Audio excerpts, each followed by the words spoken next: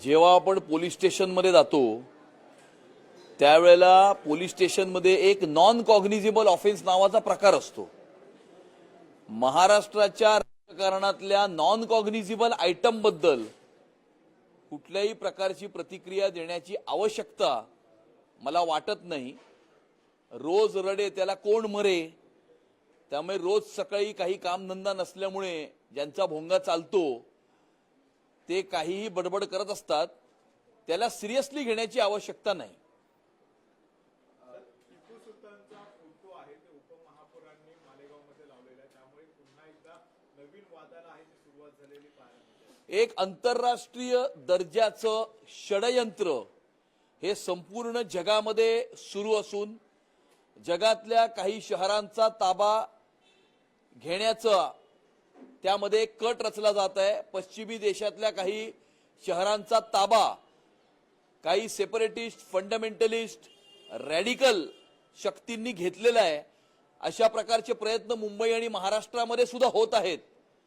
मुंबई आणि महाराष्ट्रातले काही राजकीय पक्ष आणि काही राजकीय नेते या आंतरराष्ट्रीय दर्जाच्या षडयंत्राचा भाग किंवा भागीदार या ठिकाणी झालेले आहेत आणि त्यामुळे आपल्या आकांना खुश करण्याकरता, त्यांचे मकसद हासिल करण्याकरता काही लोक अशा प्रकारची काही वक्तव्य करतात।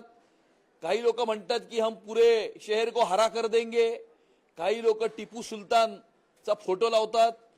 परवाच मुंबईच्या महानगरपालिकेमध्ये एमआयएमच्या नगरसेवकांनी हिरव्या रंगामध्ये या ठिकाणी महानगरपालिकेमध्ये प्रवेश केला होता आणि त्यामुळे अशा प्रकारची वक्तव्य करणं, अशा प्रकारची कृत्य करणं हे काही राजकीय शक्ती आणि काही राजकीय व्यक्ती करत आहेत। टिपू सुलतान ज्यांनी भारताच्या दक्षिण भागामध्ये मोठ्या प्रमाणावरती हिंदूंचा नरसंहार केला, हिंदू मंदिरं तोडली, हिंदूंची इल्लीगल कन्व्हर्जन्स केली, अशा प्रकारच्या व्यक्तीचं ग्लोरिफिकेशन करणं हा एक सेपरेटिस्ट एजेंडाचा भाग असून आंतरराष्ट्रीय दर्जाच्या कटकारस्थानाचा हा भाग आहे। परंतु मुंबई आणि महाराष्ट्राच्या जनतेने अशा प्रकारच्या सर्व कारस्थानांना एक चांगलं उत्तर हे महाराष्ट्राच्या विधानसभेच्या निवडणुकीत आणि महाराष्ट्राच्या स्थानिक स्वराज्य संस्थांच्याही निवडणुकीमध्ये दिलेलं असून अशा प्रकारच्या सर्व शक्तींना मुंबई आणि महाराष्ट्राची जनता येणाऱ्या काळामध्ये उखडून फेकल्याशिवाय राहणार नाही। एकीकडे तुम्ही बांगलादेशी संदर्भामध्ये भूमिका घेताय, त्याच ठिकाणी दुसरीकडे आदित्य ठाकरे असं म्हणतात की हा काय महापौरांचा प्रश्न नाहीये की बांगलादेशानं हटवणं, गृह खातं नेमकं काय करतंय, तर फुटपाथ रस्ते हे दुरुस्ती करण्याकरता खरं तर महापौरांनी लक्ष दिलं पाहिजे। त्यांनी स्वतः मुंबईच्या महानगरपालिकेमध्ये त्यांच्या पक्षाची सत्ता असताना कुठल्या गोष्टींकडे लक्ष दिलं किंवा मुंबई आणि मुंबईकरांकरता काय काम केलं किंवा मराठी माणसासाठी काय काम केलं हे त्यांनी गेल्या अनेक महिन्यांमध्ये कॅम्पेनमध्ये सांगितलेलं नाही, आजही ते सांगत नाहीत। बांगलादेशींच्या संदर्भामध्ये मुंबईच्या महानगरपालिकेमधून इश्यू झालेल्या फ्रॉडुलंट बर्थ सर्टिफिकेटच्या संदर्भातल्या मुद्द्याच्या संदर्भामध्ये ती बैठक होती। ही महाराष्ट्रातल्या राजकारणाच्या पप्पूने समजून घेतलं पाहिजे आणि कदाचित पप्पूला हे माहीत नसेल की मुंबई महानगरपालिकेचं हेल्थ खातं हे बर्थ सर्टिफिकेट इश्यू करतं आणि जर फ्रॉडुलंटली बर्थ सर्टिफिकेट इश्यू झाले असतील तर ते मुंबई महानगरपालिकेच्या हेल्थ खात्याशी संबंधित हा सब्जेक्ट आहे आणि त्यामुळे हे त्यांना माहीत नाही। त्यामुळे त्यांना ही माहिती मी तुमच्या माध्यमातून देत आहे। मुंबई महापालिकेतल्या स्थायी समिती अध्यक्षांची निवड होती, महापौर हे पण महिलांकडे राखीव झाल्यानंतर या पदावर आता पुरुष व्यक्ती नियुक्त केला जाईल का? भाजपच्या विचारात काय असेल या सगळ्या गोष्टींमध्ये? भारतीय जनता पार्टी शिवसेनेचे 118 नगरसेवक नगरसेविका या ठिकाणी निवडून आलेले आहेत। त्यापैकी एक नगरसेविका महापौर झाली, एक नगरसेवक उपमहापौर झाले। आता उरलेल्या 116 नगरसेवक आणि नगरसेविकांमधून मुंबई महानगरपालिकेची स्टँडिंग कमिटीचे चेअरमन यांची नियुक्ती होईल। सर, कायदा आणि सुरक्षेचा प्रश्न पुन्हा एकदा ऐरणीवर आलेला पाहायला मिळतोय, कारण की उरणचे आमदार असतील महेश बालदी यांच्या घराचे ते कोयता घेऊन गेलेले पाहायला मिळतात। दुसरीकडे संभाजीनगरमध्ये संजय केनेकर यांच्या कार्यालयाच्या बाहेर एक पिस्तूल आहे ती बॅगेमध्ये सापडले, त्यामुळे कुठेतरी हे कायदा आणि सुरक्षेचा प्रश्न निर्माण होतो असं म्हणायचं पुन्हा।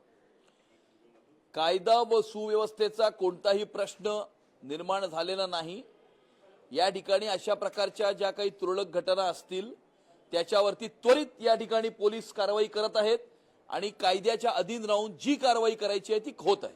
भाजपच्या आमदारांनाच कुठेतरी टार्गेट होते असं बघायचं का यातून सगळं?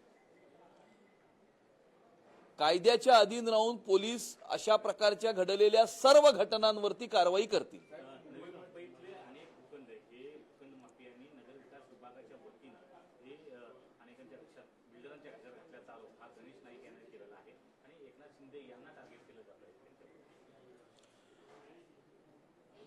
गणेश नाईक साहेबांनी जर काही गोष्टी या लक्षामध्ये आणून दिल्या असतील तर त्या गोष्टींवरती उचित स्पष्टीकरण हे सरकार त्या ठिकाणी देईल।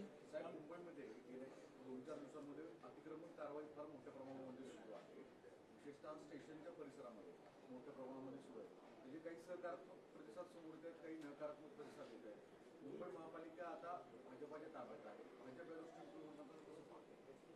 मुंबई शहराचा प्रत्येक रस्ता हा मोहम्मद अली रोड करण्याचा प्रयत्न काही शक्तींचा आहे आणि त्यामुळे मुंबईकरांना मोठ्या प्रमाणावरती त्रास होत आहे।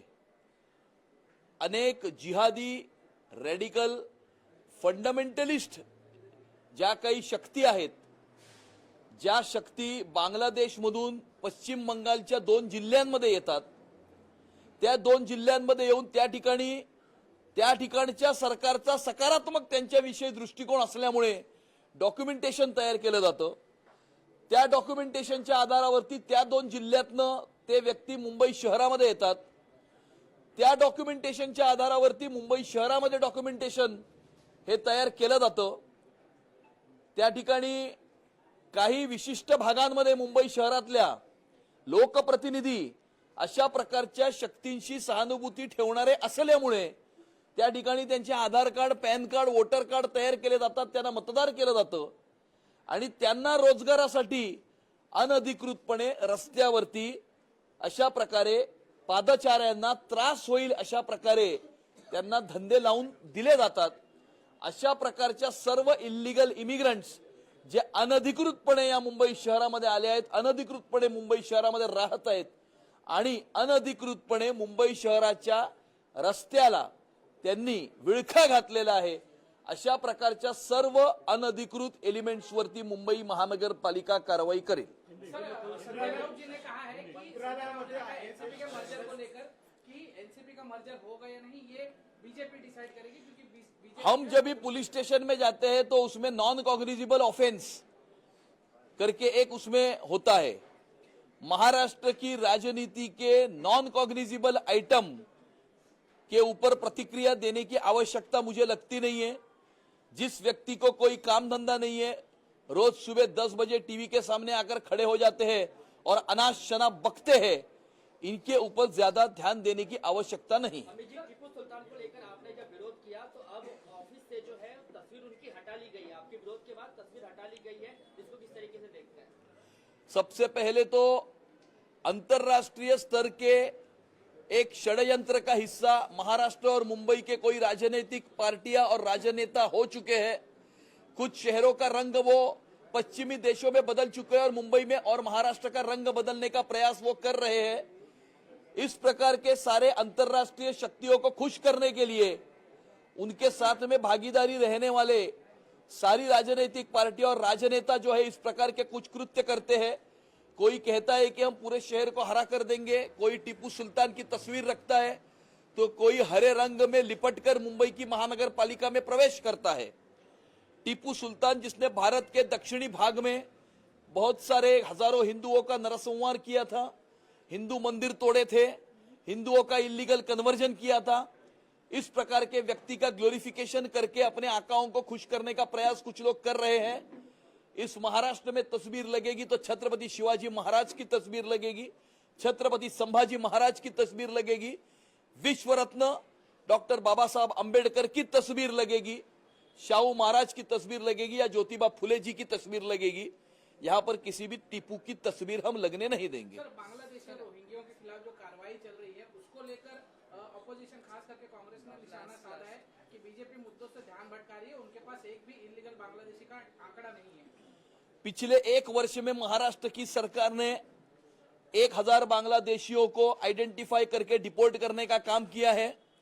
जो इलीगल इमिग्रेंट्स मुंबई शहर में आ रहे हैं और इस प्रकार सेपरेटिस्ट फंडामेंटलिस्ट एजेंडा को नैरेटिव को सेट करने की कोशिश मुंबई में कर रहे हैं, इस प्रकार की सारी शक्तियों को मुंबई शहर से उखाड़कर हम फेंक देंगे।